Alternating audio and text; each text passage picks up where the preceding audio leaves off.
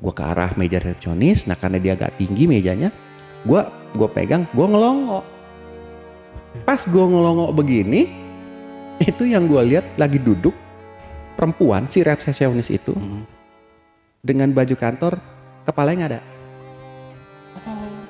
Kepalanya buntung, tapi ada darah-darahnya, berdarah gitu. Dan kepalanya itu ada di meja. Turun, pinggang, badan, dan gue liat tangannya udah mulai kelihatan, dan tangannya itu putih, pucat, agak membiru, sampai terakhir langsung kayak plop begitu, langsung wajahnya dan ada tali tergantung. Tanpa gue tanya, dia ngomong kalimat kedua. Dia bilang gini, saya mati diperkosa, Pak.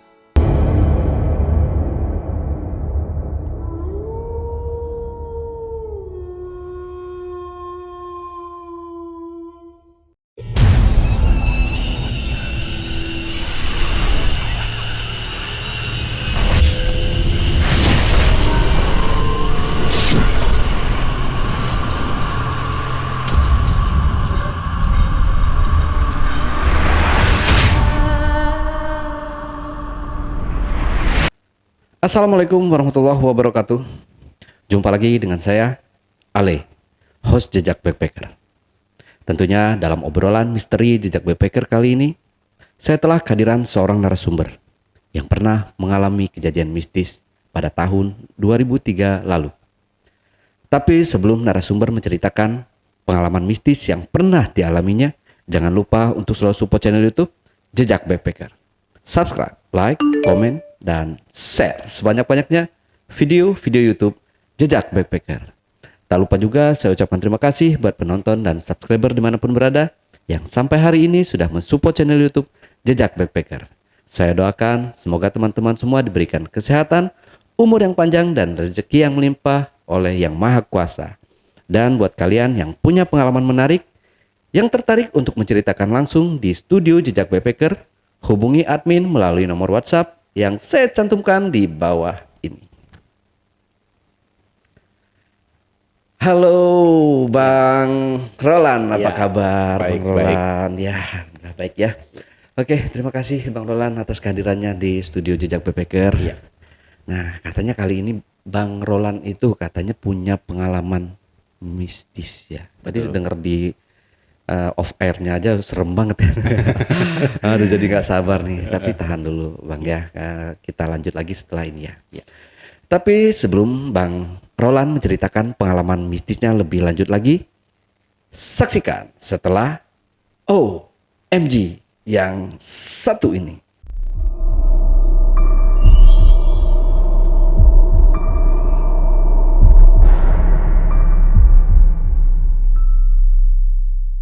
Oke, Bang Roland, biar nggak terlalu lama, kita langsung aja kali ya. Oke ya, teman-teman, sebelum Bang Roland melanjutkan ceritanya, jangan lupa ikuti giveaway yang diadakan oleh Jejak Backpacker di Instagramnya Jejak Backpacker, karena setiap orang yang beruntung akan mendapatkan parfum Summit Mist ID dan satu buah kaos eksklusif. Oke, Bang Roland, silakan Bang Roland. Oke. Jadi sebelumnya saya dari usia 3 tahun ya, itu memang sering melihat hal-hal yang kalau orang bilang nggak masuk nalar ya. Dan itu sampai sekarang saya usia 43 itu masih berlangsung seperti itu. Dan saya lihatnya nyata, real, bukan asap atau sekelebatan. Nah, salah satunya waktu itu saya kerja di daerah Kebon Sirih di tahun 2003. Saat itu saya kerja di salah satu perusahaan saham. Ya, Pialang berjangka gitu. Pialang, betul. Jadi kalau saham itu kan trader itu kita semi marketing. Jadi kita cari investor, dapat, kita yang kelola sendiri. Nah, di situ saya bekerja dari jam 9 pagi sampai jam 10 malam. Nah, saya masih ingat waktu itu di 2003 di bulan Agustus. Saat pagi hari saya masuk kerja, absen, itu semua normal seperti hari-hari sebelumnya. Kemudian biasa kalau trader kan begitu dia masuk, dia buka stokastik, lihat pergerakan saham, dan menjelang makan siang biasanya ngumpul tuh. Tapi saya bilang ke teman, ntar abis ngumpul kita makan siang, gue mau ke WC dulu ya, gitu. Oke. Jadi saya tahu teman-teman saya tuh satu tim trader kita itu nunggu saya, gitu. Udah, saya ke toilet. Nah, toilet itu jaraknya agak di ujung koridor daripada kantor saya, tapi di lantai yang sama. Waktu itu saya kerja di salah satu gedung itu di lantai 11. Nah, kemudian pas saya masuk ke dalam toilet, itu toilet pria ya. Saya masuk ke toilet pria, biasa saya cuci tangan dulu. Pas saya cuci tangan, saya dengar wanita, perempuan itu menangis di salah satu bilik toilet. Udah, saya kaget. Cuma saya positifnya gini, ini sesama trader kali ya, mungkin kalah kali gitu. Kan main gitu kan, kalah menang gitu, kalah kali ya, atau diomelin investor. Pokoknya saya positif thinking deh gitu. Nangis, perempuan nangis, gitu. Nah, itu saya makin dengerin makin kuat suaranya, makin kenceng. Tapi di saat itu di dalam toilet itu cuma saya, nggak ada yang masuk. Kondisi itu sepi banget gitu. Saya matiin keran, saya ngadep ke arah bilik-bilik itu. Saya bilang, saya nyebut, Mbak, ini toilet pria, Mbak salah masuk, gitu. Dia nggak hirauin, dia tetap nangis kuat gitu. Saya sebut lagi, Mbak, tolong Mbak, mendingan saya yang nyebut daripada ntar Mbak digiring satpam loh, saya bilang gitu. Dia masa bodoh aja gitu, dia nangis terus. Akhirnya saya beraniin diri tuh, saya pikir ini udah depresi banget kali ini perempuan gitu. Saya buka satu-satu toilet, biliknya itu cuma 4 bilik. Bilik pertama kosong, bilik kedua kosong, bilik ketiga kosong. Pas saya buka bilik keempat kosong juga. Nggak ada orang. Nah, pas saya buka bilik keempat yang terakhir kosong, bersamaan itu kayak ada angin keluar cepet banget gitu. Dan pintu toilet itu kayak ada orang keluar, dibanting pintunya, gubrak, dibanting pintu itu. Saya kaget dong, waduh, siapa tuh? Dan saya langsung berpikir gini ya, wah ada yang nggak bener nih di sini. Cuma ya karena istilahnya ya dari kecil ngalamin begitu, saya cuma berpikir udah, gue masa bodoh gitu, dengan berharap jahil kali. Nah, saya keluar dari toilet, saya mau ketemu teman-teman saya nih, mau makan siang. Dari keluar toilet, saya masuk koridor, terus sepi. Kondisi itu sepi banget. Terus saya masuk ke office saya, ke kantor, itu sepi banget, nggak ada orang. Resepsionis pun nggak ada, sama sekali nggak ada. Saya bingung, kok nggak ada orang? Saya positive thinking tuh gini, oh udah pada turun makan siang. Cuma yang saya curiga, kok resepsionis ikut turun? Kan nggak boleh. Mesti jaga. Betul. Ya. Terus satpam yang di samping pintu masuk kaca itu harusnya ada. Kalau nggak bisa dirampok. Yeah. Ini nggak ada semua. Jadi memang sunyi senyap. Bahkan beberapa mesin fax di dalam itu bunyi biasa, tret. Tapi nggak ada yang orang ngambil fax itu, nggak ada. Kosong semua. Udah. Gue mulai cari nih. Gue manggil teman-teman gue, gak ada yang nyaut. Gue masuk ke ruang manajer gue, kosong.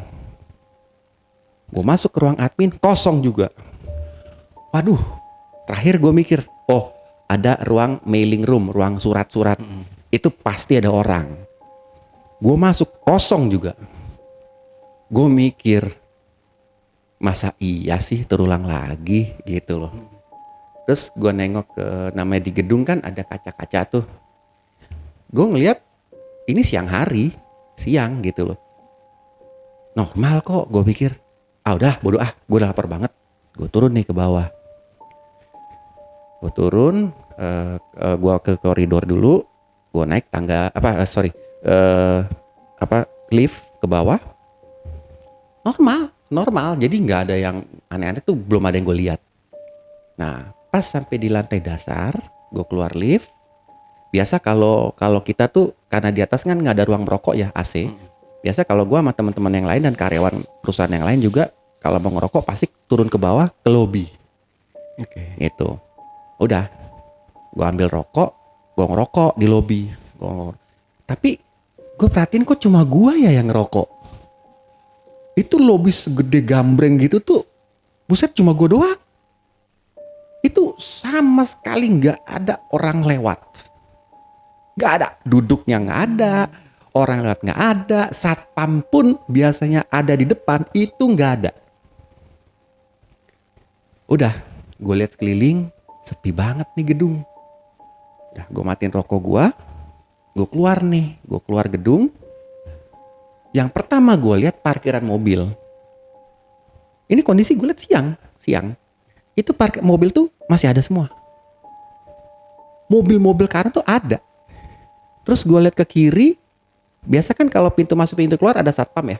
Itu kosong, nggak ada orang. Nggak ada sama sekali. Udah, dari situ gue ngelongok ke arah jalan.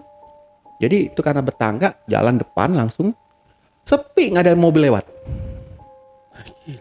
Orang lewat nggak ada, tukang jualan nggak ada, mobil pun nggak ada. Padahal itu yang saya tahu tuh jam 1-an ya, jam 1-an itu jam makan siang, itu harusnya depan tuh macet total. Apalagi daerah Kebon Sirih ya, Kebon Sirih. Gue lihat kok sepi ya. Tapi suasananya tuh normal, maksudnya normalnya itu siang hari berangin, terus matahari juga kena kulit gue biasa gitu. Cuma yang gue nggak habis pikir, gue tuh seperti seorang diri di dunia ini gitu, nggak ada makhluk lain. Terus udah, gue masuk ke dalam lobi lagi. Itu setiap lobi kan ada meja resepsionis tuh. Resepsionis, dia agak tinggi mejanya. Sayup-sayup tuh gue denger kayak resepsionis nerima telepon, kring, terima telepon itu. Gue bilang, oh ada orang. Gue bilang, wah amin, selamat, gue ada orang nih. Dah, gue mau tanya, mbak kok pada sepi ya? Gue cuma mikir, gue tuh dari dulu ya, gue kalau ngeliat gitu sampai saat itu gue selama mikir positif dulu, gue nggak mau ke negatif. Oh mungkin ada bazar kali di belakang, gue nggak ngerti deh. Jadi orang ke belakang semua. Udah, gue ke arah meja resepsionis. Nah karena dia agak tinggi mejanya, gue pegang, gue ngelongok.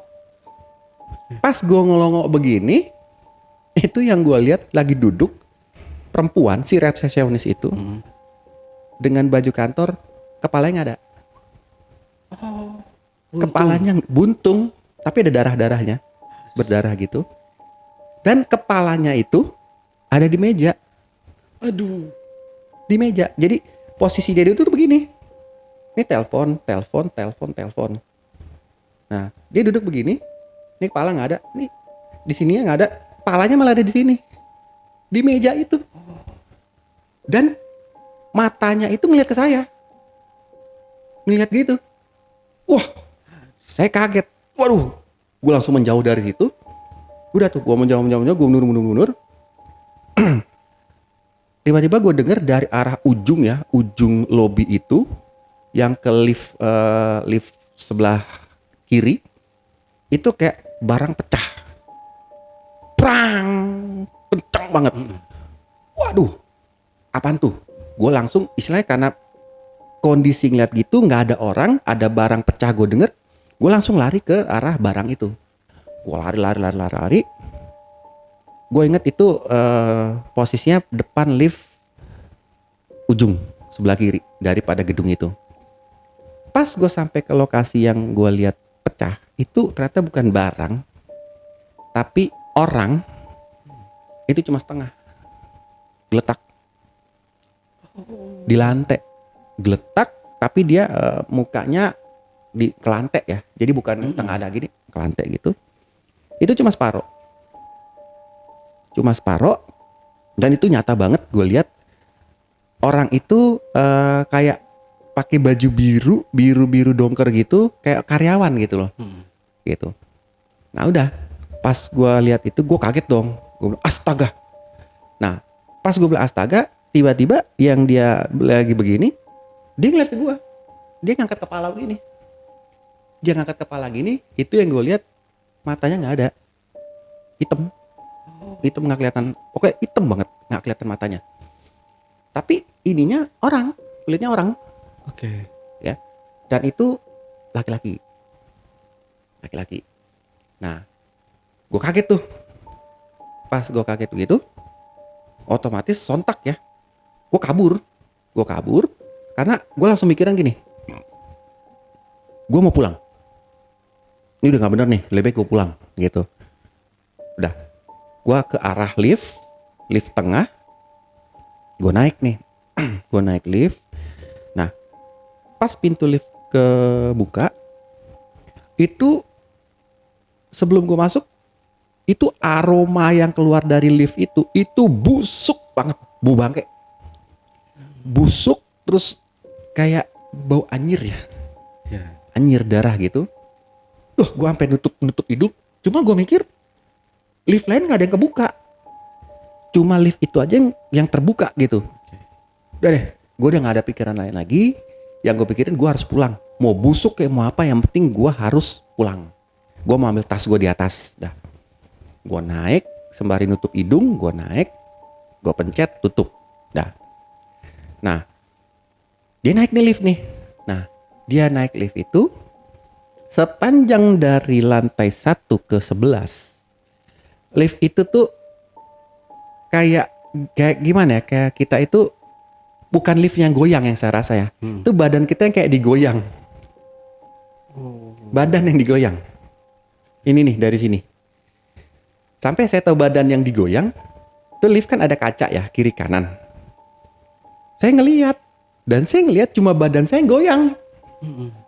Tapi saya nggak lihat apa-apa di belakang. Itu badan emang kayak digoyang. Udah, gue coba tepis begini, tetap digoyang lagi. Nah, akhirnya pas sampai itu terus sampai lantai 11. Nah, pas dia bunyi lantai 11, ting, langsung gue keluar lift, gue ke arah ke kantor, masuk ke kantor. Nah, gue masuk ke kantor, posisi masih sepi, nggak ada orang, sama sekali nggak ada orang.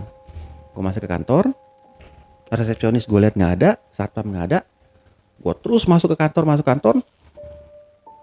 Gue masuk ke office gue langsung benahin kertas-kertas kerja gue benahin. Nah, sementara gue lagi ngerapi-rapiin, itu kalau kantor kan di situ ada kaca yang setengah ke bawah burem, diburemin gitu. Gue feeling gue itu ada orang lewat gitu loh, karena kayak bunyi sepatu gitu. Karena di ruangan di balik daripada kaca itu bukan karpet ya, karena keramik, jadi tetak cetok. Wah, ada orang. Jadi gua ngeliat ke kanan. Kalau orang biasa ada bayang berdiri jalan, ini bayangnya di bawah. Dan bukan berjalan, yang gua lihat bayangan dulu ya, itu kayak orang merayap. Kayak orang merayap. Gue kaget. Gue positif thinking lagi waktu itu. Wah, temen gue udah pada balik mau ngerjain gue nih. Suwe. Udah. Gue tungguin. Gue rencana gue kalau emang temen gue mau ngerjain gue, emang gue timpuk nih orang nih. Udah. Gue tunggu. Akhirnya muncul tuh. Pertama gue lihat tangan. Itu gue inget tangan perempuan ya. Tangan perempuan putih pucet. Ngegapai satu-satu gini. Tek. Jadi posisi kaca itu sebelah sini, manjang ke sana. Ini posisi gue gini. Itu ada beja. Nah, jadi dia kalau mau masuk, dia mesti dari sana dia lewatin meja dulu, baru ke arah gua. Nah, gue lihat dari ujung bawah meja itu tangan dulu, lek, lek, gitu. Ngegapai. Jadi gue lihat tuh napak ya tangannya. Gue kaget dong. Tapi gue tetap pikir, sialan nih temen gue nih. Sialan, gue cuma mikir apa? Temen, jahil. Dah, gue tungguin sampai mukanya muncul. Bener, pas mukanya muncul itu perempuan, rambutnya nggak terlalu panjang, yang gue lihat cuma sampai segini. Itu mukanya, maaf kata, retak ya, retak begini. Mata sebelah ada, sebelahnya nggak ada. Tapi mata yang sebelah ini ada itu putih semua, nggak ada biji matanya, itu putih semua. Yang sebelah sini itu kosong, bener-bener kosong. Bolong gitu. Hidung mulut ada, tapi seperti dia punya bibir ini membiru ya, membiru gitu sampai ke sini birunya. Itu nyata banget sampai gue lihat kayak ada urat-urat biru gitu, membiru. Itu dia ngeliat ke gue begini. Jadi yang tadi orang-orang begini, terus dia ngangkat begini, dia ngeliat ke gue. Dia ngeliat ke gue, terus gue perhatiin dia ngerayapnya, dia mempercepat. Ngerayapnya dia mempercepat dan gue liat, wih ke arah gua, dia bener-bener ke arah gua. Waduh, gue bilang, nah gue posisi gue udah terpojok saat itu. Jadi gue di dalam gue ruangan, jadi ruangan gua itu akses pintunya tuh cuma ke arah situ. Nah sedangkan dia udah di situ, makin mempercepat rayapannya dia itu. Udah gue pikir, wah gue nggak ada jalan keluar nih. Gue mau lompatin dia, ya kali. Kalau gue bisa lompatin, masalahnya ini sosok perempuan utuh ya, rayap gitu. Nah, lagi sementara gue panik, gue coba di sebelah gue tuh ada telepon. Gue coba telepon. Gue mau coba kan, zaman tahun itu HP belum ada ya, gitu. Kalaupun ada HP ada, cuma ya petinggi lah, gitu. Gue coba telepon. Maksud tujuan gue adalah gue mau telepon temen gue yang kerja di gedung sebelah. Jadi gue juga punya temen yang kerja di gedung sebelah. Bukan gue nggak mau telepon tim gue. Tak, gue angkat telepon. Biasa kalau kita angkat telepon kan, tut gitu bunyinya. Udah, gue pencet nomornya. Nah, tapi gue lihat itu perempuan masih tetap merayap. Tapi merayapnya tuh kayak susah payah gitu loh. Susah payah gitu. Nah, gue tetap nungguin telepon temen gue gedung sebelah ngangkat. Nah, pas gue denger ngangkat telepon nih, kletek. Nah, dari suara telepon itu suara gini. Wah, orang teriak. Orang teriak. Dan itu perempuan. Itu terus terang tuh gagang telepon itu langsung gue banting dan gue tahu itu telepon terlempar. Pecah kali itu, gue udah gak tahu deh. Karena apa? Itu melengking soalnya. Suara tuh melengking. Wah gitu. Gue banting, lempar. Udah. Gue nyebut di sana. Tuhan tolong gue dong. Tuhan tolong gue dong. Sementara gue liat dia itu udah makin mendekat. Udah tinggal berapa jengkal masuk ke pintu ruangan gue. Udah. Di saat itu lampu mati. Seluruh lampu office mati total. Dep, mati. Koridor mati, semua lampu ruangan mati total. Komputer pun pada mati. Mati semua. Jadi cahaya itu cuma ada dari kaca-kaca aja. Kaca gedung kan siang ya. Tapi kaca gedung itu kan agak jauh. Jadi posisi kantor gua itu di tengah dan ruangan gua itu di tengah yang nggak ada kaca menghadap keluar. Gitu. Udah. Wah, gelap total. Gue bilang, habis nih gue di sini. Udah. Nah, di saat gelap total itu, gue nyium. Biasa kalau dulu yang gue cium bau bangke sama yang tadi yang di lift itu bau bangke. Ini bukan bau bangke. Wangi banget, kayak kopi. Wangi kopi. Itu nyengat banget. Udah. Di saat itu gue udah pasrah nih. Karena prediksi gue, ini yang ngerayap pasti udah di depan gue nih. Karena ini udah gelap semua nih. Udah, gue tinggal pasrah. Dia mau bikin apa terserah dah, gitu. Yang penting satu yang gue pikir gini, kalau belum waktunya kita nggak akan, maksudnya kalau belum waktu Tuhan, kita tetap pasti hidup. Itu yang gue pegang saat itu. Gue diem. Pertama gue diem, terus itu wangi tetap ada. Tiba-tiba gue denger kayak orang mengamuk. Tapi dari arah, kalau di kantor kita itu kan ada mailing room ya, yang tadi gue sempat buka, nggak ada orang. Dari arah sebelah sana. Bang, gitu. Waduh. Bener-bener orang ngamuk gitu. Sampai gue denger itu kayak mesin fotokopi kita ditendangin. Bukan di orang mengamuk dah gitu. Aduh. Gue langsung, tapi gue belajar untuk tetap positif lagi. Waduh, maling nih. Mungkin posisi udah gelap, maling kesempatan masuk. Akses itu terbuka semua, jadi maling masuk. Waduh, maling, gue pikir. Udah. Tapi gue dengar itu suara masih tetap tuh. Pak. Sampai gue dengar istilahnya ada printer yang jatuh. Gubrak. Nah udah. Akhirnya gue udah ambil tas gue yang gue udah rapi-rapin tadi. Gue ambil tas gue pelan-pelan. Gue selempangin. Gue mulai jalan pelan-pelan. Nah. Begitu gue kelewatin pintu ruangan gue mulai ngerasa ini bukan karpet yang gue injak nih. Jadi yang keramik table itu ada itu di depan yang ke arah resepsionis. Jadi yang ke arah ke dalam sampai ke ruangan gue itu karpet. Yang gue rasa ini bukan karpet yang gue injek. Gitu loh. Nah sekarang kita gini deh. Kalau kita keinjek orang lagi tidur, pasti tahu dong. Kenyal begitu ya. Itu yang gue rasa. Kayak gue nginjek orang. Dan orang itu banyak. Gitu. Tapi gue gak bisa ngelihat. Karena gelap. Posisi itu gelap banget. Gitu. Gue berusaha ngeliat ke bawah. Itu gelap banget.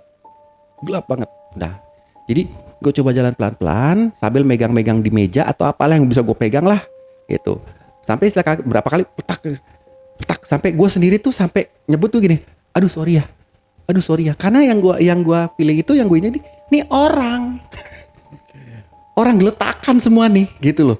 Kayak kita ngeliatin gimana sih kalau orang mati gitu. Udah. Tapi waktu gue injek itu dari yang gue injek itu nggak ada yang suaranya.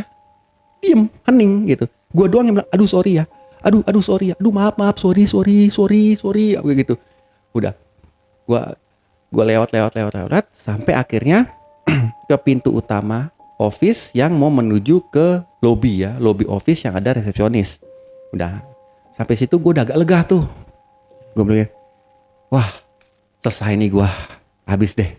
Udah gue harus istilah logika gue nih kalau masih lampu mati, gue akan pakai tangga darurat. Bengek sampai dari lantai 11 ke lantai dasar. Nah udah, gue keluar masuk ke ruang resepsionis. Nah pas gue lewatin ini resepsionis nih, ini pintu keluar. Gue lewatin gini, itu kepala gue kayak disuruh noleh ke arah resepsionis. Nah di arah resepsionis itu gue ngelihat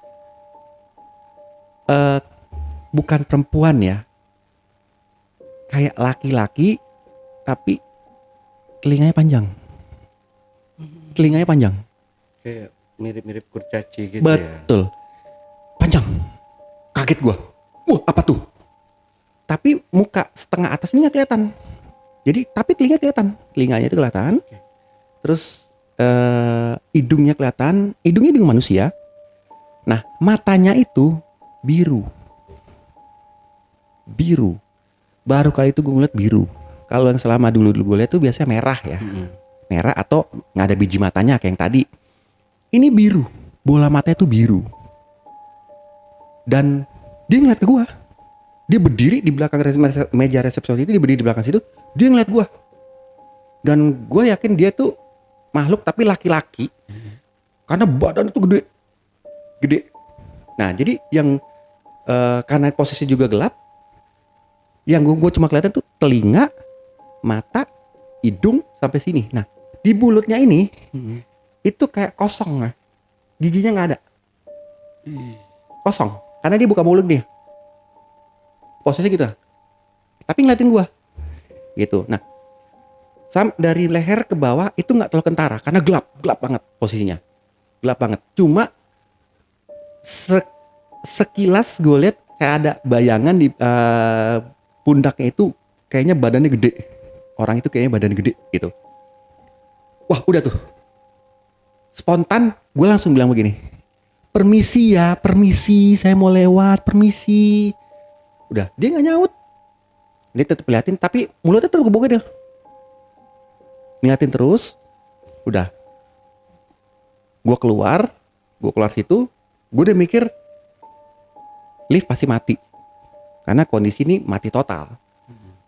Udah, gue pelan-pelan ke arah tangga darurat yang di koridor deket WC tadi. Udah. Tapi selama gue jalan, kenapa gue pelan? Dulu, waktu gue masih remaja ya, orang-orang sering bilang kalau lu diikutin sesuatu, orang jahat atau apa, lu lihat ke bawah. Kalau ada bayang atau ada langkah ngikut, berarti ada yang ngikut belakang lu gitu.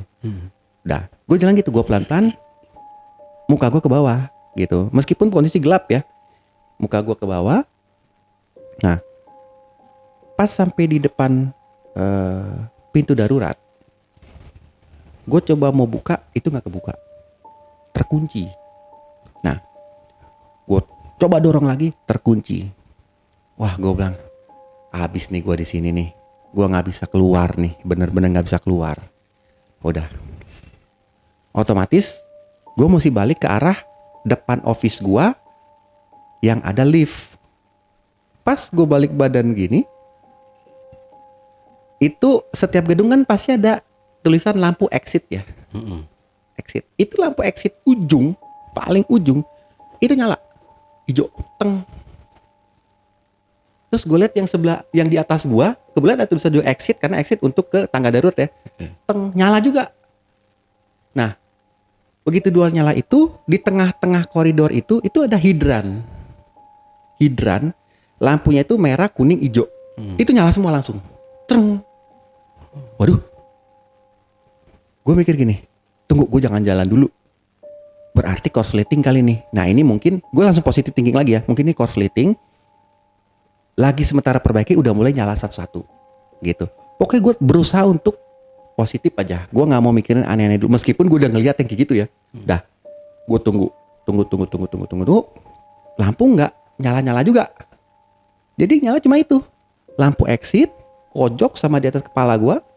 Dan lampu hidran yang di tengah koridor. Udah, akhirnya gue beraniin diri nih jalan.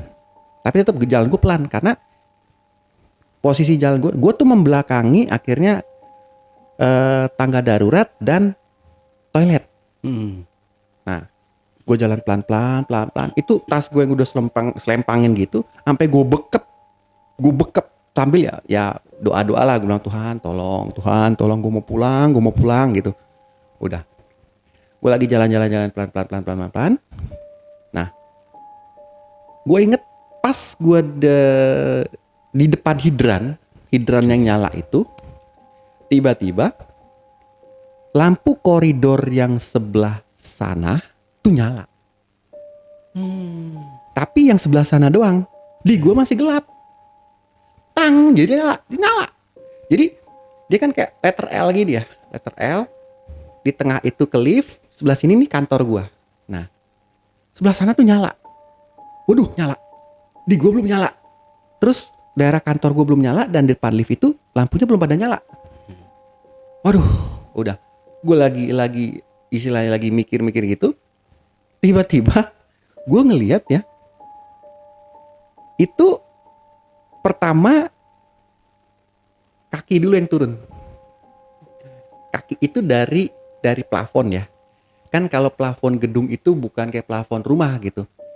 Jadi dia turun, kaki dulu nih. Kaki turun. Pas sampai dengkul, gue ngeliat perempuan. Karena pakai kayak rok panjang, tapi bukan apa ya? Bukan rok mini ya, tapi rok panjang. turun pinggang, badan, dan gue liat tangannya udah mulai kelihatan, dan tangannya itu putih pucat agak membiru, sampai terakhir langsung kayak plop begitu, langsung wajahnya dan ada tali tergantung. Kayak bunuh diri gitu ya. Kayak itu digantung gitu. Di saat itu gue sontak, gue teriak ya, waduh apaan tuh? Gue bilang, wah langsung Tuhan tolong dong. Karena gue ngeliat itu kita lihat dia turun dia bilang plop muka seluruh gitu. Nah di saat gue teriak gitu, udah tuh itu badannya dia itu kaku ya. Gue lihat banget tuh kaku karena lampu koridor yang di bagian dia itu nyinar ke badannya, nyinar. Cuma gue perhatiin kalau kita lihat orang normal tergantung, apalagi di atasnya tuh lampu semua, pasti di bawahnya itu ada bayang dong. Itu nggak ada bayang, jadi tergantung gitu aja, nggak ada bayang. Dan gue lihat sekeliling dia itu, tembok-tembok sekelilingnya sampai yang tembok belakang dia itu nggak ada bayang dia. Tapi lampu koridor di bagian itu nyorot ke dia, kena tubuhnya gitu. Nah sementara itu gue ngelihat itu kepalanya ngangkat. Jadi yang tadi begini, dia ngangkat. Dia ngangkat, dia ngeliat gue senyum, dan itu wajahnya lengkap ya, nggak kayak yang gue lihat tadi ngerayap di dalam. Ini wajahnya itu nggak ada yang retak, nggak ada yang hancur, cuma matanya putih seluruh, pinggirannya bukan hitam tapi membiru gitu, hidung sini membiru, terus bibir membiru. Pas dia senyum itu, maaf kata nih, cacing keluar, belatung ya. Jadi dia senyum gini gitu, cacing semua jatuh cacing gitu. Dan itu gue liat cacing itu jatuh sampai ke lantai,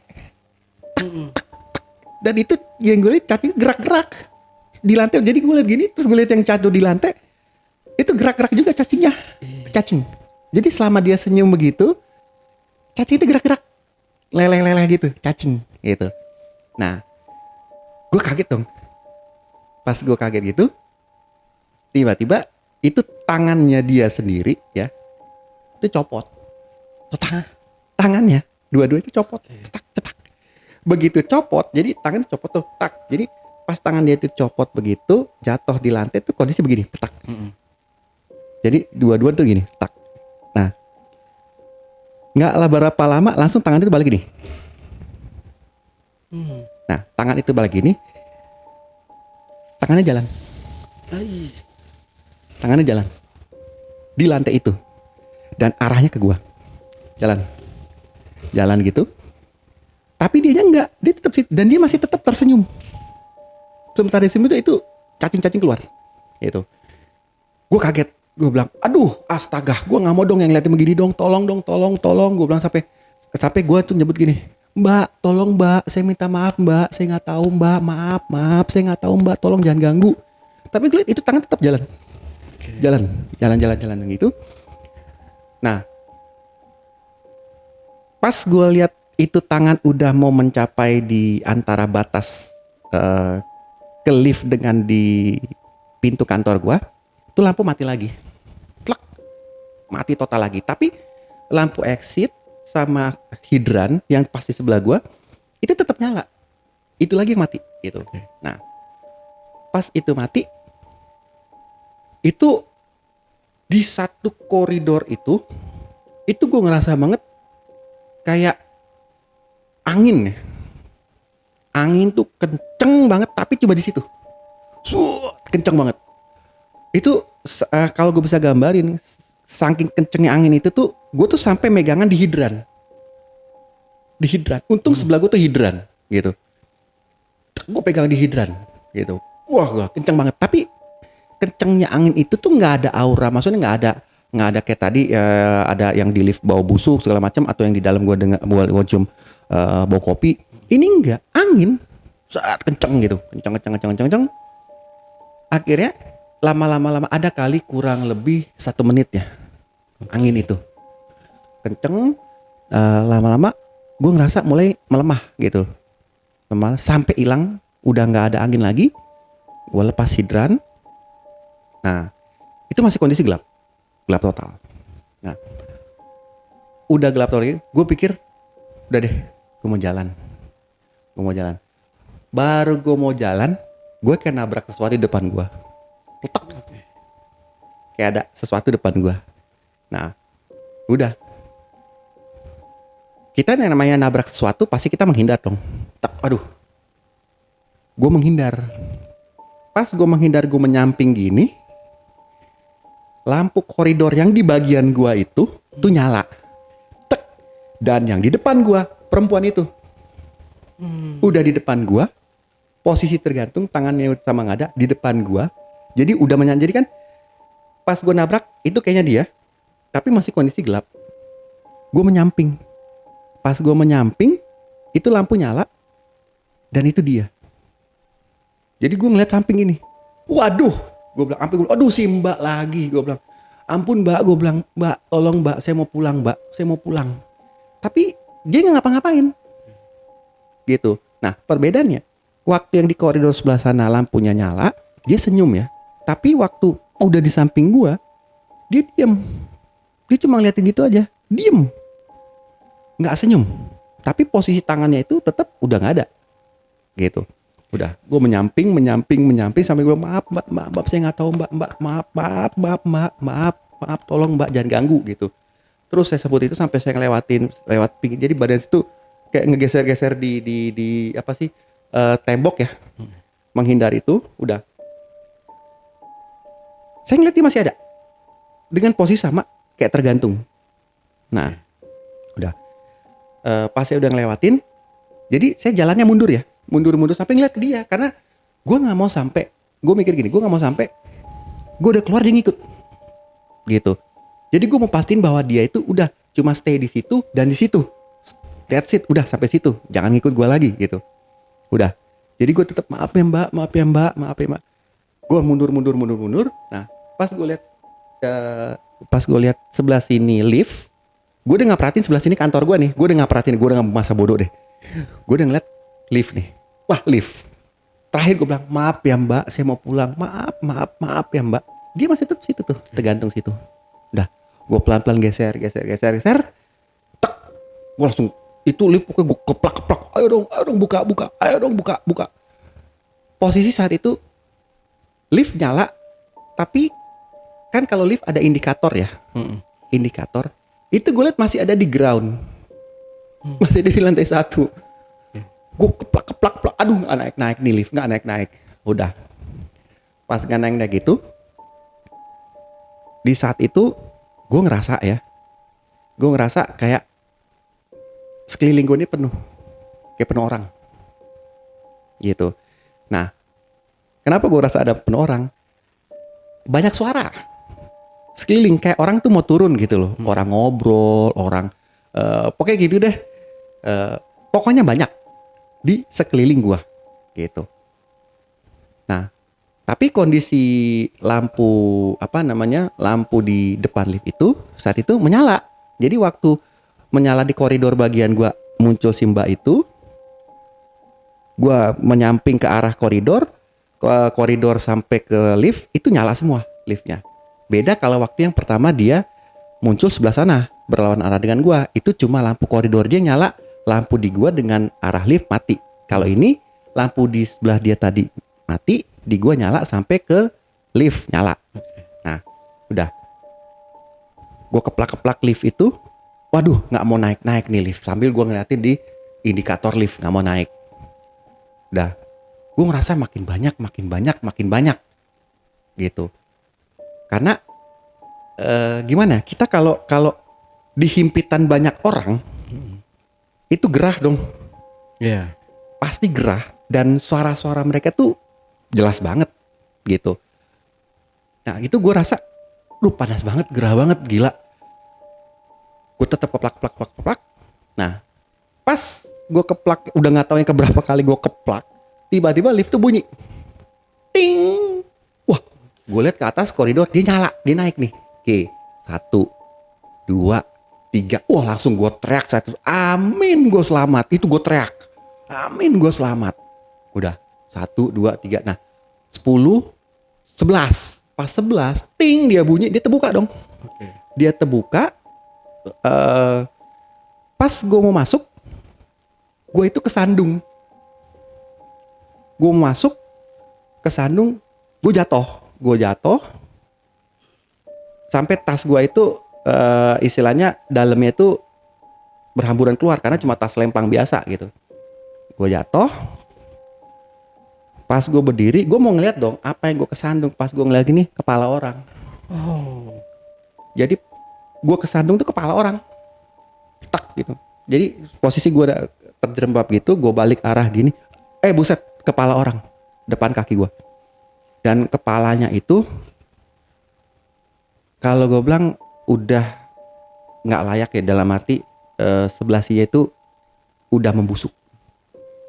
Udah daging udah hitam, terus ada sedikit cacingnya tapi nggak terlalu banyak, pokoknya udah membusuk. Matanya udah nggak ada semua. Itu kepala, sepotong kepala. Kaget gue. Pas gue kaget, gue udah nggak bisa berdiri. Gue tinggal ngerayap ke belakang. Gue ngerayap ke belakang gitu sampai masuk ke lift. Gue ngerayap ke belakang, tapi dalam hati gue, duh maaf ya, maaf. Gue cuma gitu. Nah, itu kepala tetap di situ. Gitu, itu kepala tetap di situ. Nah, pas gue udah masuk di dalam lift, itu posisi gue masih duduk di lantai ya, karena gue udah, jujur saat itu gue udah lemes banget. Udah lemes, mana belum makan, lihat begituan, gue udah lemes banget.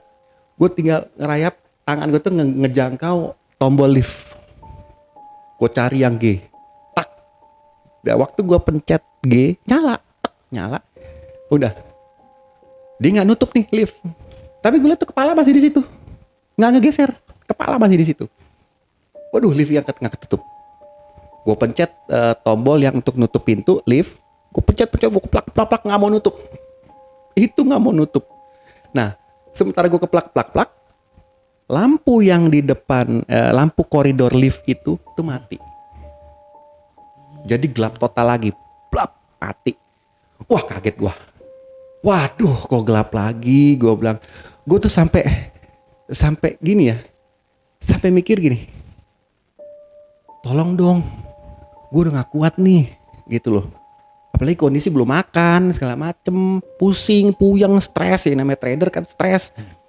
Udah dong. Gua sampai, maaf kata itu, sampai saat itu sampai keluar air mata.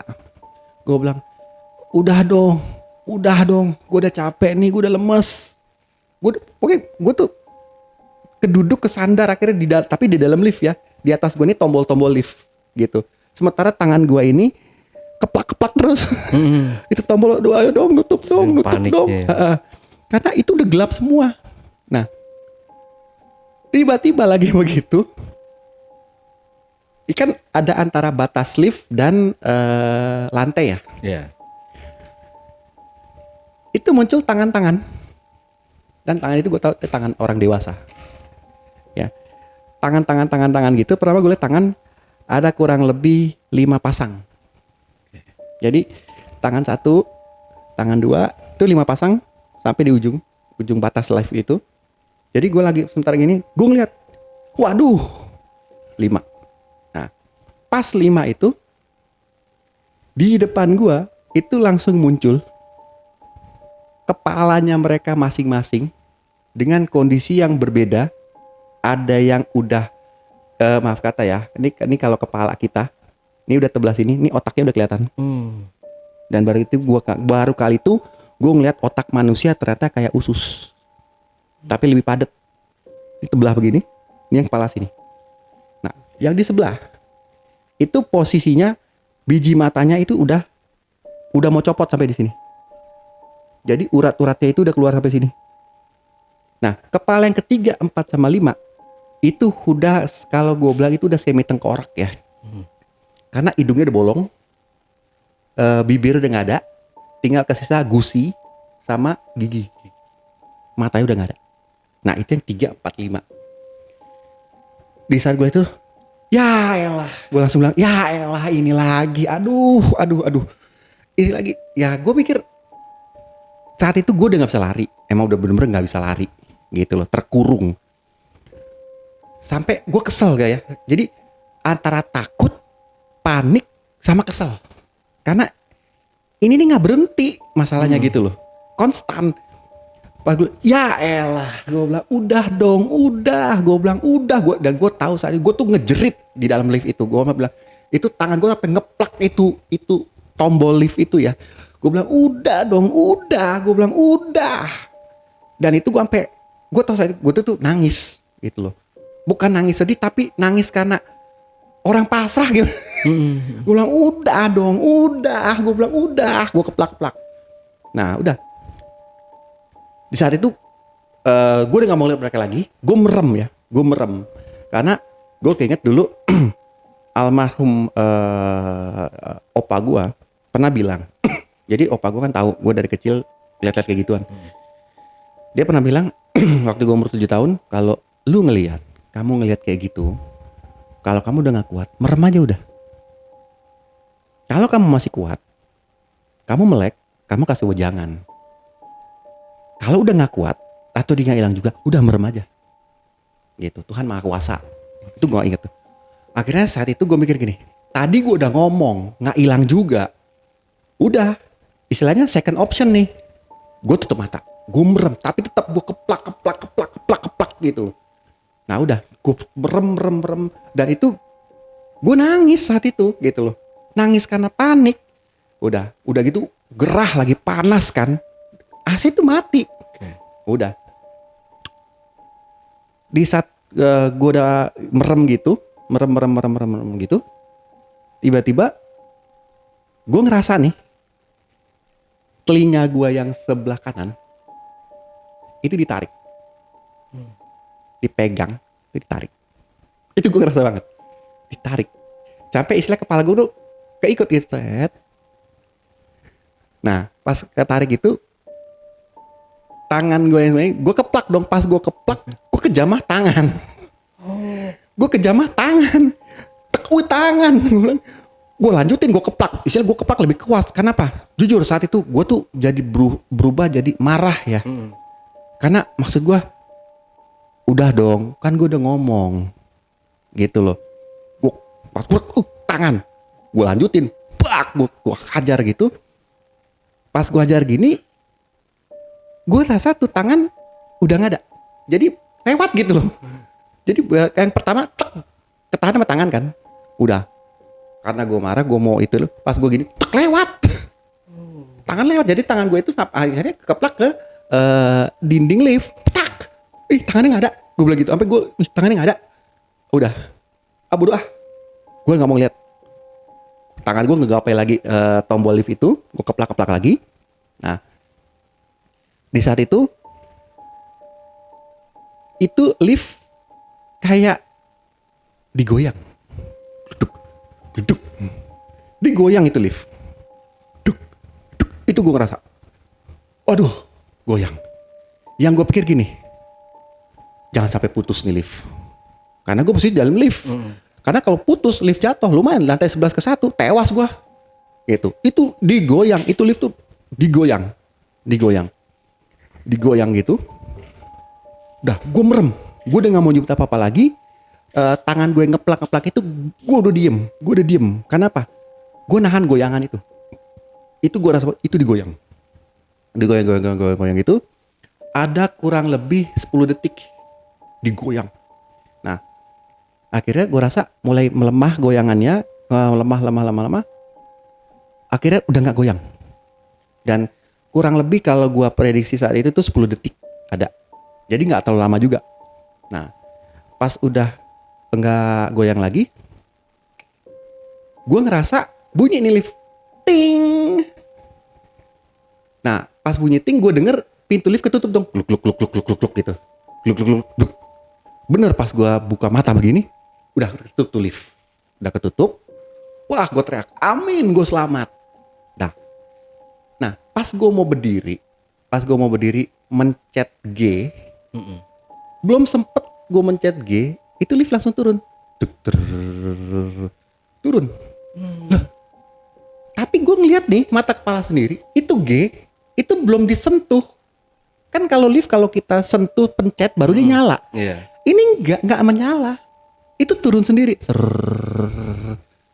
Udah. Pas turun. Gue udah pikir gini. Bodoh amat. Yang penting turun, habis di bawah, gue kabur, pulang, gue resign, gue gak akan kerja di kantor ini lagi. Terserah bos, gue cuma minta gaji gue doang. Dah, titik. Dah, turun. Tiba-tiba dia bunyi. Ting. Gue ngeliat. Kalau kita di dalam lift, kalau bunyi lagi berarti ada orang mau naik. Iya. Gue langsung ngedongak ke atas, gue lihat indikator lift. Waduh, lantai 5. Gue lihat itu lantai 5. Lantai 5. Udah. Gue coba ilangin pikiran gue bahwa ini udah normal ya. Udah normal. Cuma lantai gue yang ada gangguan itu. Lantai lain udah normal. Berarti ada orang mau masuk. Udah. Gue langsung berdiri. Gue rapin dulu. Misalkan gak enak orang lihat acak-acakan gitu. Udah basah keringet lagi. Tapi posisi lift saat itu lampu menyala. AC dalam lift gak nyala. Biasanya tuh AC ada. Ini gak nyala. Jadi udah, biarin dah, bodoh panas-panasan. Tapi gue rapiin karena nggak enak kalau orang bener masuk. Ntar dikira gue abis ngapain lagi. Udah. Pas lantai 5, dia kebuka nih lift. Tapi kalau lift normal kebuka kan 2 nih lift, red gitu. Ini dia buka lampu pintu lift itu cuma setengah, separoh. Separoh ini masih, ya. Jadi kiri sama kanan. Yang kanan ini kan yang sebelah gua. Oke. Jadi gua tuh ada kalau ini gua di sini, ini tombol-tombol lift. Dia sebuka yang sebelah kanan gua ini. Sebelah kiri sana nggak kebuka. Tret. Hah? Gua sampai, hah? Kok bisa ya? Udah. Nah, gua kan karena gua posisi nyandar di sini, jadi gua kan nggak langsung menghadap ke koridor ya, ke koridor lantai yang terbuka. Gua ngintip. Pas gue ngintip situ, itu gue lihat bapak-bapak ya, bapak-bapak itu dia punya, maaf kata nih, dada ini itu bolong tembus. Itu saya lihat bolongnya tembus, dan kakinya itu 2 kaki kiri sama kanan itu jadi. Yang sebelah kanan ini itu kaki utuh, sebelah kiri ini tulang. Tulang bawahnya pakai sepatu, ada sepatunya, tulang. Jadi ini bolong, ini tulang. Nah, yang sebelah ini ada kakinya, dan yang ada kakinya itu ada celananya, celana kantor lah. Okay. Tapi yang tulang itu robek sampai batas pinggul. Jadi memang memperlihatkan tulang paha sampai ke bawah gitu. Nah, yang di dadanya ini itu dia udah nggak pakai baju, ya. Ini bolong, dan itu bolongnya nembus sampai belakang karena gue ngeliat gini, bolongannya itu sampai gue bisa ngeliat tembok di belakang dia, gitu. Nah, setiap lantai itu kan ada pas di depan lift itu ada apa ya kalau saya bilang itu kayak tempat sampah ya. Itu gue kelihatan ada tempat sampah di belakang dia. Waduh, bolong gitu. Udah, gue langsung tarik muka gue bilang udah dong. Nah, nggak lama gue ngeliat itu lift ketutup sebelahnya ya, pintu sebelahnya. Tret, udah, dia turun lagi tanpa gue mencet. Dia turun, dek. Nah, gue lihat 5, 4, 3, 2, 1, tinggi. Nah, kebuka nih. Pas gue lihat, pas kebuka, gue keluar dong. Gue keluar, itu posisi gedung sepi banget, sama seperti yang awal gue naik tadi. Masih nggak ada orang. Udah, gue keinget yang gue lihat awal tadi di bawah, di meja resepsionis sama yang di lift sebelah sono. Dah, gue keluar lift, gue pegang tuh tas gue. Pertama gue ngedongak dulu gitu. Jadi kalau keluar koridor sebelah kiri itu meja resepsionis itu. Gue ngedongak dulu begini, kosong, nggak ada. Gue lihat ke kanan lagi, nggak ada. Tuh langsung gue ngibrit ke depan. Pas gue ngibrit ke depan, itu kan pintu kaca ya. Gue buka, baru gue ketemu orang. Orang pada masuk.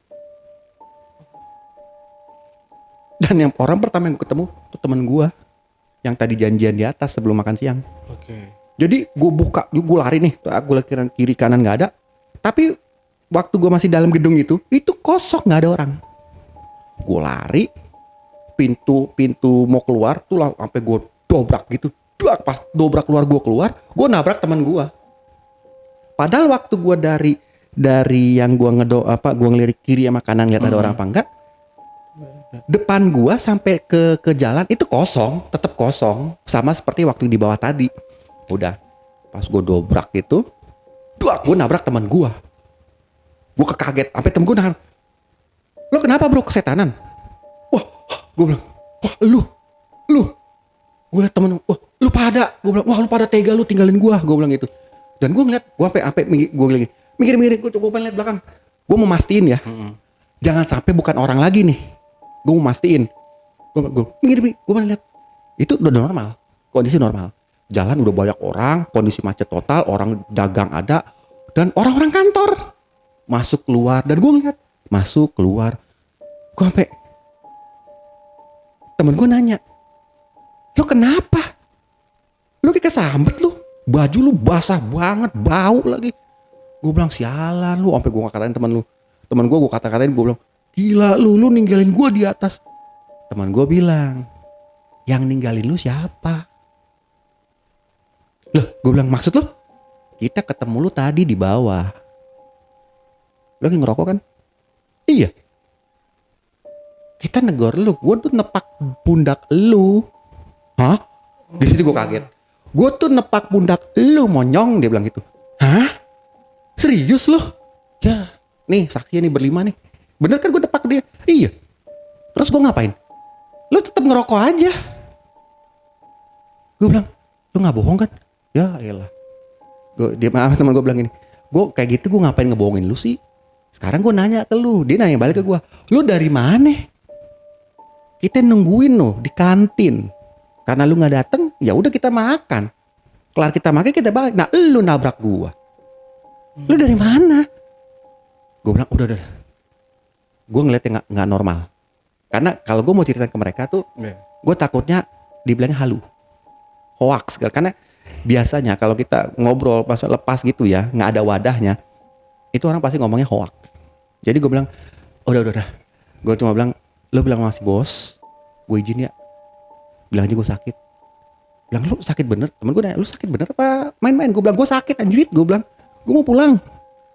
Oh ya udah deh kalau gitu. Jadi transaksi sore gue yang tanganin. Iya udah lu yang ambil semua deh. Itu investor gue semua lot-lot saham yang gue lagi mainin di atas, lu ambil semua. Gue bilang lu ambil. Gue udah gak mau lagi. Lu ambil. Terus satu lagi, bilang sama bos, gue resign ya. Bilang sama dia, nanti surat resignnya nyusul 2 hari lagi. Itu pun gue gak datang sini, gue kirim via pos. Dulu kan masih ada pos ya, belum ada ojol. Gue kirim via pos, gue gak mau kesini lagi. Wah gila lu tega. Enggak, pokoknya enggak. Udah gue pulang tuh. Gue pulang waktu itu, gue naik taksi. Gue inget pas di taksi itu kan ada jam tuh. Gue ngeliat saat itu udah jam 2:10. 14:10. Gila, gue pikir itu dari jam berapa gue di situ nggak keluar dari gedung itu. Udah, gue rebahan di dalam taksi. Pas sampai rumah, gue cerita ke bini gue, ke istri gue. Karena istri gue tuh selama nikah dengan gue ya dia tahu. Akhirnya gue cerita, dia cuma bilang gini, ya, yang penting mereka nggak ngejamah. Gue bilang apaan lu nggak ngejamah? Tuh telinga gue dijewerin gitu. Pokoknya nggak deh. Akhirnya bini gue bilang ya udah kita sembahyang yuk, kita berdoa. Udah kita berdua berdoa. Waktu itu anak gue masih satu tahun. Anak gue kelahiran 2002, kejadian itu 2003. Anak gue baru mau genap 1 tahun. Udah gue sembahyang sama bini gue. Habis itu gue mandi. Udah tuh, gua anggap udah normal dong. Kehidupan gitu. My life is back. Udah. Eh, Pas udah yang gue tahu waktu itu udah lewat jam 10-an ya. Karena jam 9 teman gue yang tadi di kantor nyamperin. Istilah ngasih kabar, bos nggak mau ngelepas lu gini. Nah, dia cuma nggak lama karena dia bilang, bro udah mau jam 10 gue pulang ya. Oh ya udah. Dan waktu itu gue ngontrak di daerah Jakarta Barat. Nah, gue tuh udah mau siap-siap mau tidur karena gue mikir gini, besok pagi gue mau beli koran, kan zaman itu belum ada Walex ya. Gue mau beli koran, Pos Kota kek, Kompas kek, Suara Pembaru, gue mau ngelamar. Gue nggak mau lagi di tempat itu. Udah. Lagi mau siap-siap tidur, gue denger nih. Jadi kontrakan gue kan 3 petak ya. 3 petak. Di depan tuh terasnya kecil, terus ruang tamu, kamar, dapur sama WC gitu. Tapi setiap petaknya itu nggak ada sekat, gitu, nggak ada sekat. Jadi pintu kamar itu tidak berpintu lah.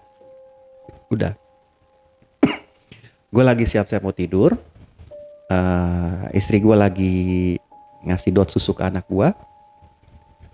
Gue tahu itu di sebelum bini gue masuk, gue tahu dia udah matiin lampu di ruang tamu.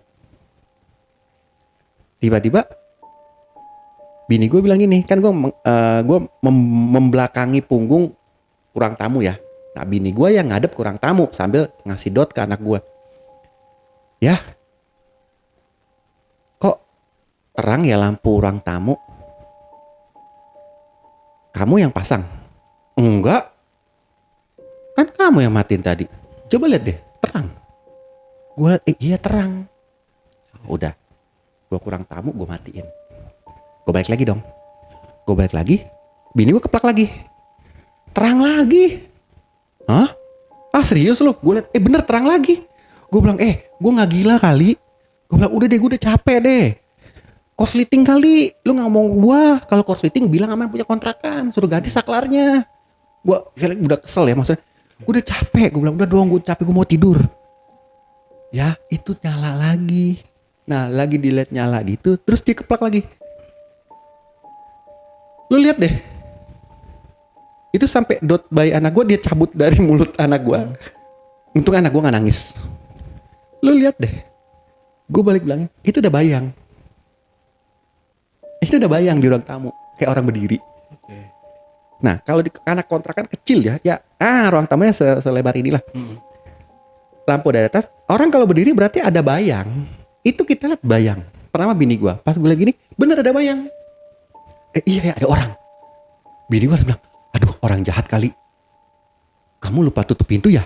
Lupa kunci? Nggak kok gue kunci. Udah. Gue ambil waktu itu kayu yang biasa buat bini gue jemur baju. Gue ambil kayunya. Gue pikir nih kalau orang jahat gue gampar nih bener. Udah gue pelan. Gue ke ruang tamu. Nggak ada orang. Kosong. Tapi memang lampu tuh nyala. Gue bilang, Ma, nggak ada. Iya emang nggak ada lagi sih kebayangnya. Tapi tadi ada. Waduh. Udah.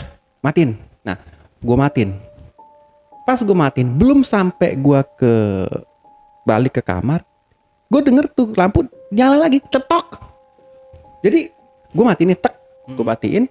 Gue baru mau ke kamar, cetok. Gue lihat emang dinyalain lagi dan lampu nyala lagi.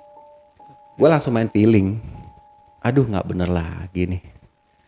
Gue bilang sama bini gue, udah gini, kamu sama Mela tidur aja. Terus kamu udah tidur. Gue bilang, nanti gue aja. Nah, bini gue khawatir dong. Ntar kamu kenapa-napa. Udah. Kalaupun gue kenapa-napa, yang penting bukan lu sama dia. Gue tunjuk anak gue. Karena gue gak rela kalau yang beginian ngejamah keluarga gue.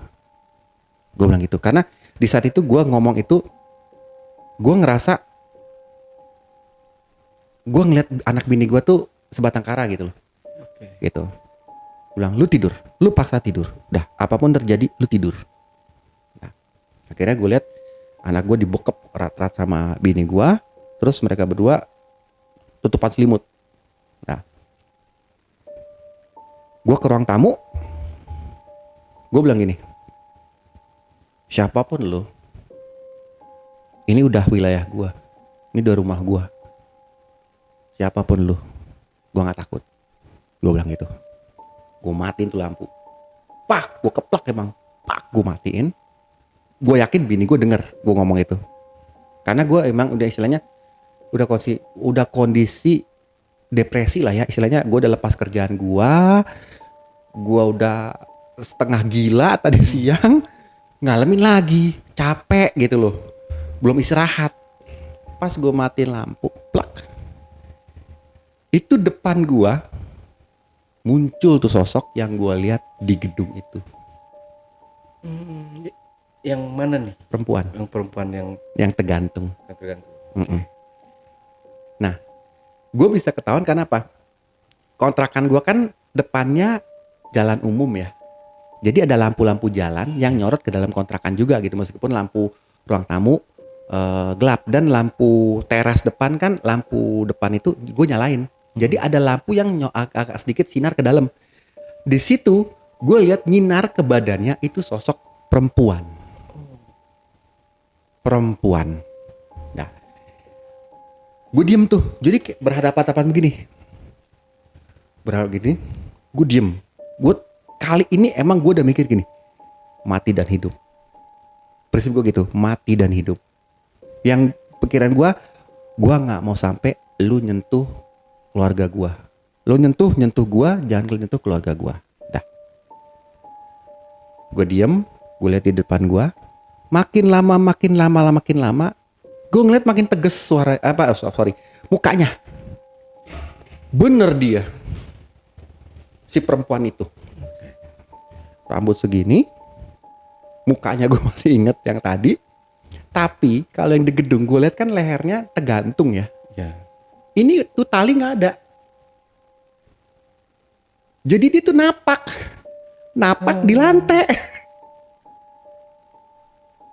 Napak di lantai dengan kondisi tangannya ada. Kalau tadi kan tergantung, tiba-tiba tangannya copot tuh.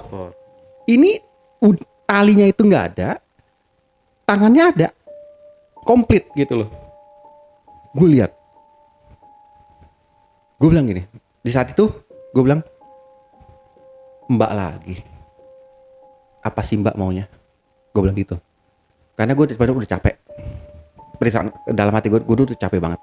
Gue bilang, Mbak lagi. Apa sih maunya Mbak? Di saat itu dia ngomong. Bini gue denger. Sampai bini gue tuh gue denger dari ruangan itu, di kamar ya. Aduh ayah jangan hirauin yang kayak gitu. Oh Tuhan jangan. Aduh. Dia denger. Ini orang ngomong. Dia coba ngomong gini. Pak, saya minta tolong temuin badan saya.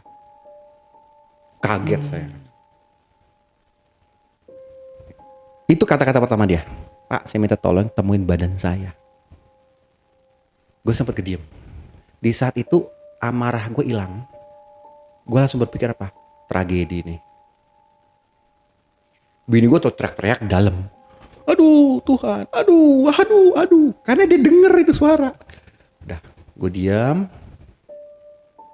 Terus gue cuma nyebut ke bini gue, Ma, diem. Jangan bersuara. Tuh, udah.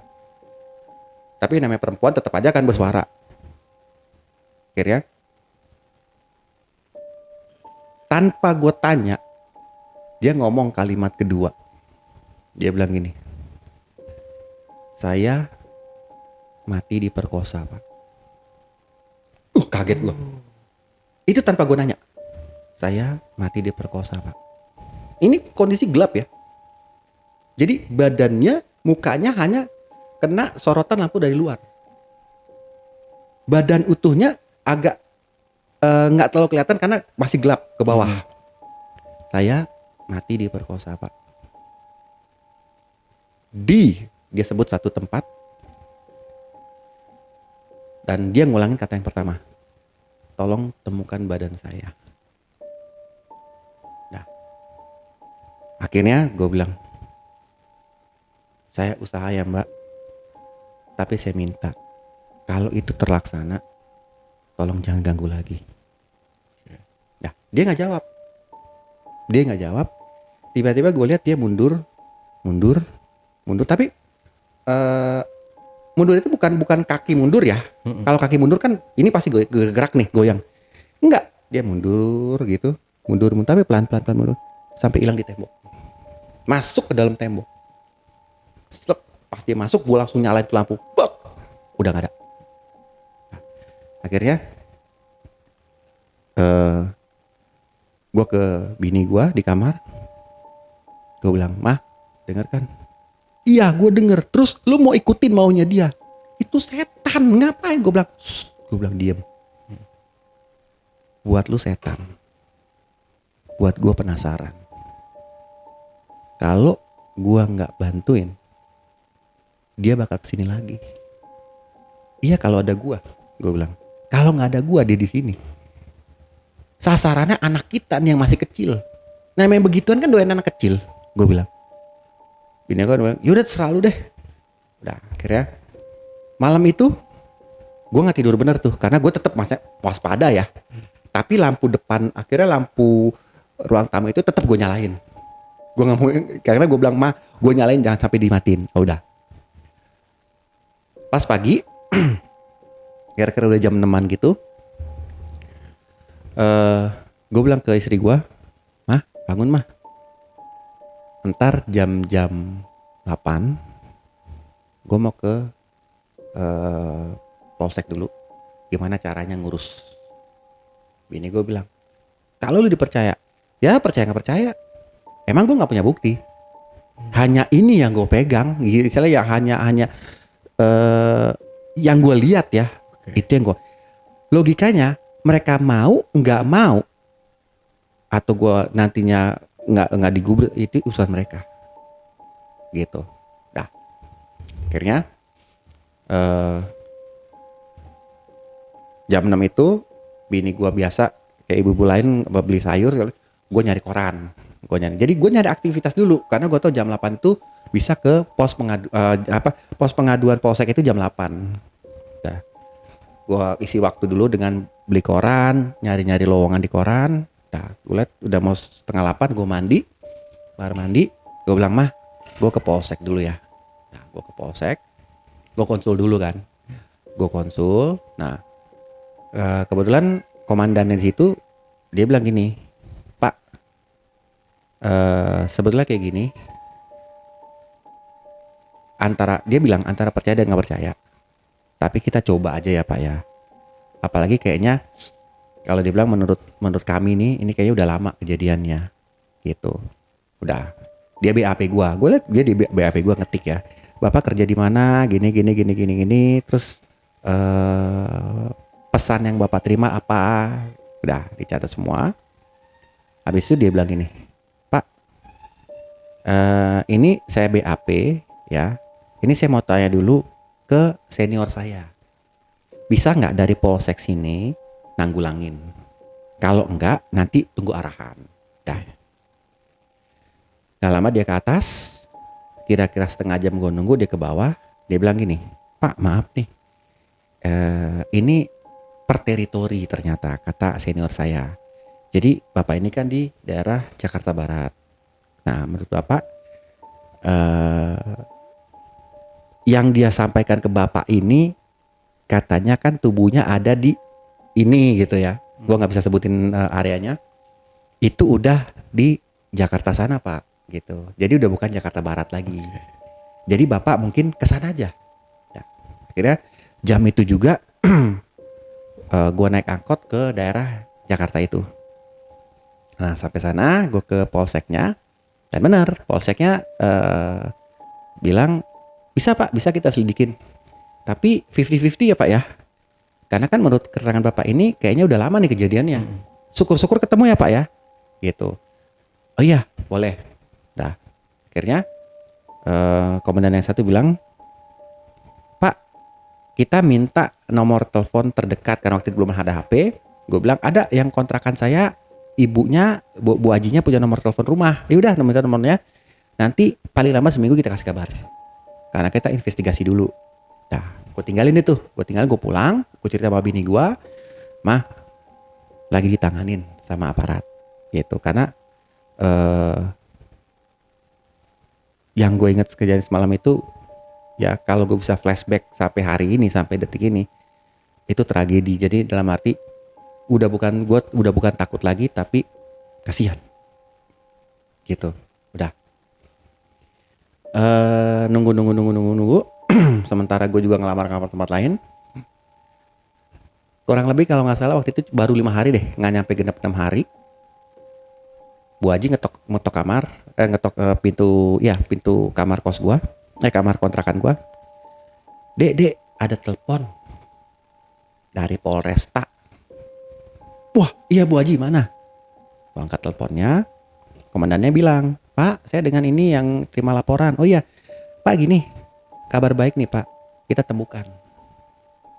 Oke. Jasadnya itu ada di dalam gorong-gorong 100 meter dari titik yang Bapak bilang. Dan itu kondisinya tinggal kerangka Pak. Masih ada bajunya tapi udah kerangka. Dan menurut tim forensik di tempat ya, olah TKP tempat langsung, kemungkinan itu udah 2 tahun lebih. Jenazah itu ada di situ. Gitu. Tapi tasnya semua masih ada, komplit ditemukan. Gitu. Bapak bisa datang ke Polresta ini gitu. Oh iya boleh. Yang itu saya langsung melaju ke sana sampai ketemu komandannya, dia jelasin. Dan dia kasih lihat foto-fotonya.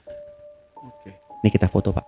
Maaf kata jenazahnya udah nggak bisa Bapak lihat karena ada di salah satu rumah sakit Jakarta lah ya. Kan kalau temukin jenazah gitu kan diotopsi atau gue gak ngerti deh. Ini Pak foto-fotonya. Jenazahnya wanita ya Pak ya? Iya bener. Nah pasti kasih lihat foto-fotonya, gue lihat itulah baju yang dia pakai. Itulah baju yang dia pakai. Tapi gue gak mau bilang ke komandan itu. Gue bilang, gue tuh, aduh astaga. Ini baju yang dia pakai, yang gue ngeliat dia ada di koridor. Kalau yang di rumah gue kan bawahnya agak gelap ya, karena kan posisinya mati lampu. Itu cuma kelihatan mukanya dari terpaan sinar luar gitu. Yang gue kenalin pertama tuh bajunya. Astaga ini dia nih bajunya nih. Gue bilang iya Pak, ini benar dia Pak. Terus gue tanya namanya siapa? Oh namanya A ya. Oh ya udah. Terus iya kita akan segera menghubungi keluarganya Pak. Nah gue bertanya, itu kemungkinan bisa dapat pelakunya nggak Pak? Agak kecil sih Mas, agak tipis kalau bisa dapat pelakunya karena ini udah cukup lama. Gitu. Kalaupun dia korban seperti Mas bilang katanya perkosaan, itu udah 2 tahun Mas. Gitu. Paling kalau kita nggak bisa temukan juga, ya kita ikhlasin aja. Paling yang bisa kita upayakan kita panggil keluarganya. Itu kita panggil keluarganya untuk dimakamkan secara layak. Gitu. Oh ya udah. Terus komandannya bilang, Pak, ini nomor telepon ini tetap standby ya Pak ya, karena ada rencana kalau kita datengin keluarganya, Bapak harus hadir.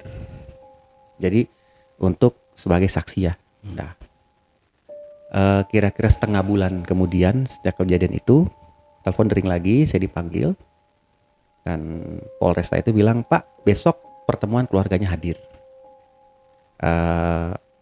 Dari kampung keluarganya. Oh ya udah. Besoknya saya hadir. Waktu itu saya dengan istri saya sama anak saya masih dipegang pelok-pelok ke gendong-gendong gitu. Tapi jasadnya itu, kerangkanya itu udah dipeti ya. Udah masuk di peti. Itu keluarganya lagi pada berduka lah, lagi pada menangis gitu di atas peti itu. Pas saya datang, komandannya bilang, "Maaf Bu, Bapak itu yang bertemu dengan arwah beliau." Langsung sontak mereka kaget. Itu saya lihat ayah, ibunya, kakaknya paling tua, terus adiknya ada 2 yang masih kecil. Jadi dia tuh anak tengah perempuan ini ternyata. Itu berdiri semua langsung lari ke saya, meluk dan menangis gitu. Dan saya lihat cukup kasihan ya. Dan ibunya tuh sambil menangis dia bilang, "Pak, dia ini tulang punggung, Pak. Selama ini dia ngirim uang ke kita. Kalau nggak ada dia kita nggak tahu makan apa." Gitu. Ya saat itu saya cuma bilang, "Ya Bu, ikhlasin aja, tabahin aja. Bersyukur bahwa beliau ngasih petunjuk." Akhirnya dengan bantuan bapak-bapak polisi ini bisa ketemu jasadnya gitu. Terus mereka menangis lagi dan saya pamitan waktu itu. Saya bilang, "Bu, maaf ya saya nggak bisa ikut prosesinya karena saya masih ada urusan lain." "Oh iya Pak, makasih banget ya Pak." Kakaknya juga meluk, Bu, itu pokoknya nangis semua mereka. Saya pun saat itu sama istri saya itu nangis, istilahnya gimana ya, kayak ikut ngerasain gitu ya. Apalagi mereka kan udah nggak ngelihat dia, saya ngelihat meskipun nampak gitu ya, tapi saya ngelihat gitu. Tapi saya nggak cerita ke mereka bahwa ini saya ngeliat tulang gantung putus, enggak, saya nggak mau cerita. Saya cuma cerita bahwa dia datang, dia ngomong, nunjukin tempatnya dia. Jadi saya nggak cerita tentang kondisinya dia yang itu saya nggak mau, karena menurut saya itu lebih menghancurkan hati keluarga gitu loh. Itu nggak bagus menurut saya. Udah saat itu saya pamitan keluarga, saya pamitkan sama orang-orang Polresta, saya pulang beserta keluarga. Dan semenjak saat itu sampai saya pindah kontrakan, saya di kontrakan itu kurang lebih 2,5 tahun, sampai dapat kerjaan baru itu nggak pernah datang lagi sampai saya pindah sampai saat ini. Tapi saya udah nggak mau nginjek kaki lagi di gedung itu. Dan gedung itu terakhir saya lihat di 2020-an kemari itu udah berubah lagi. Gedungnya masih sama, tapi udah beralih dengan nama lain gedung itu. Tapi posisinya, bentuknya masih sama. Di lokasi kebun sirih itu ya. Kebon sirih itu, gitu.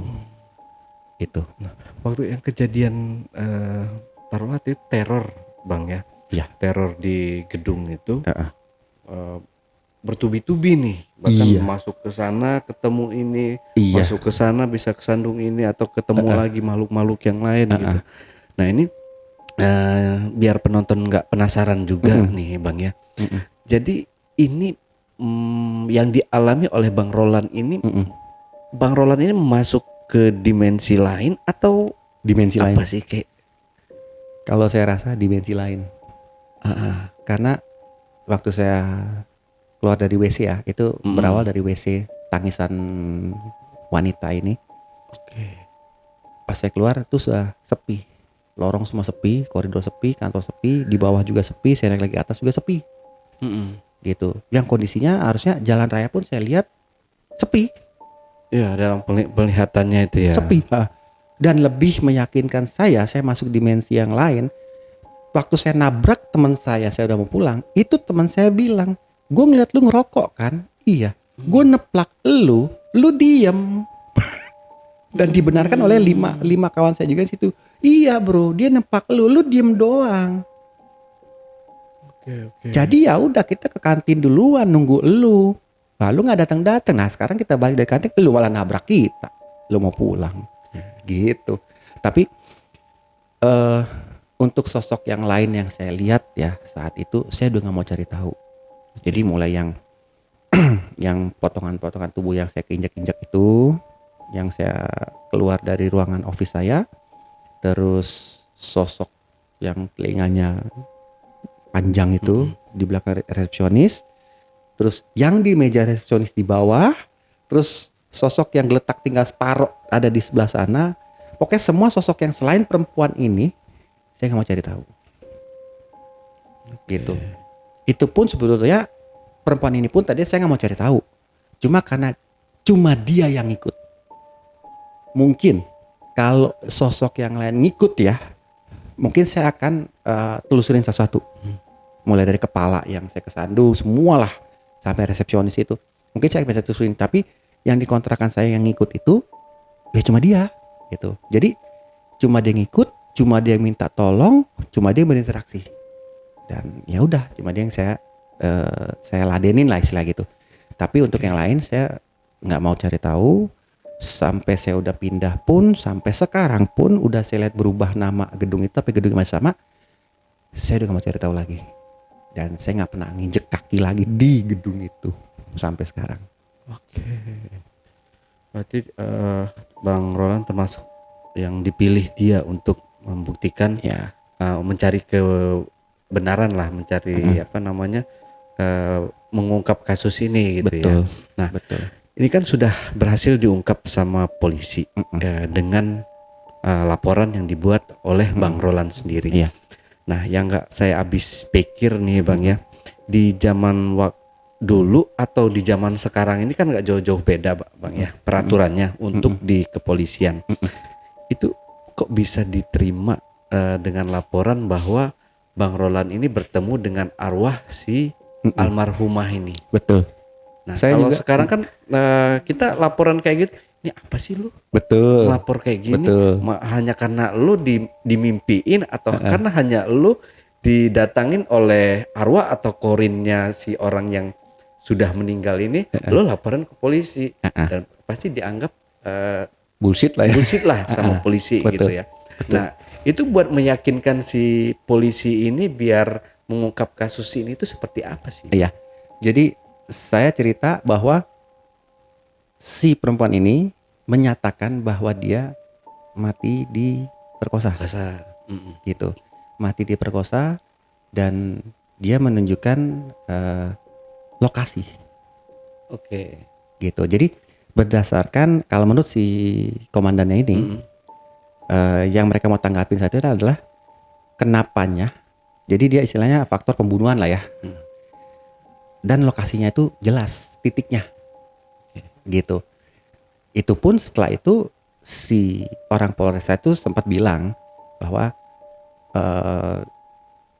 kayak gambling lah gitu ya, karena ini kan kejadiannya kayaknya udah lama ya kalau dia bilang gitu. Kalaupun kita ketemu ya pasti nggak bisa dapat pelakunya juga Pak. Dia sempat bilang gitu, kalaupun ketemu gitu. Karena yang namanya kasus udah lama itu udah agak sulit gitu. Tapi kita coba aja gitu. Kita coba aja. Jadi memang si Polrestanya juga nerima laporannya itu seperti gambling gitu loh, 50-50 Ya. aja gitu. Dan saya Dicoba sama mereka dicari, ya iseng mungkin ya, gitu ya. Terus gitu. Ketemu. Makanya mereka cuma bilang, ada nomor telepon Pak. Saya bilang ada, yang punya kontrakan punya nomor rumah. Ya udah kasih aja. Tapi ya itu ya Pak ya, kasih waktu kita 1 minggu gitu. Syukur ketemu, syukur enggak gitu. Itu aja ya Pak ya. Ya udah, saya bilang, dah gue pulang gitu. Akhirnya nggak nyampe seminggu, 5 hari lah. Dia telepon dan benar mereka temukan. Oke, Bang Roland ya, cukup menarik apa yang diceritakan oleh Bang Roland ini ya.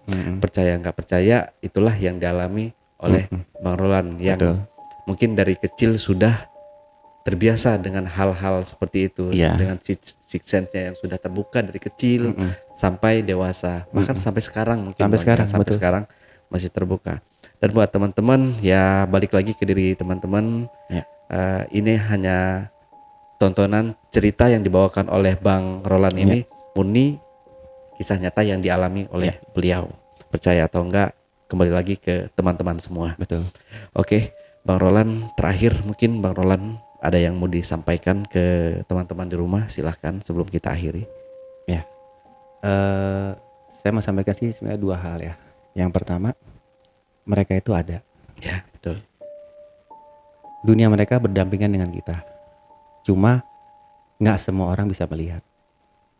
Jadi bersyukurlah mereka yang tidak bisa melihat, tapi jangan menghina yang bisa melihat.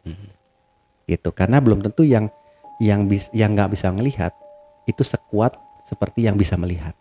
Itu yang pertama. Kedua, kejahatan apapun suatu kelak kalau dengan ridho Tuhan ya, itu pasti akan terungkap dengan cara apapun.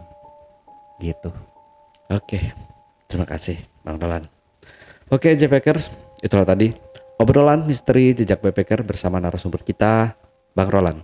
Jangan lupa untuk selalu support channel YouTube Jejak Backpacker, subscribe, like, komen, dan share sebanyak-banyaknya video-video YouTube Jejak Backpacker.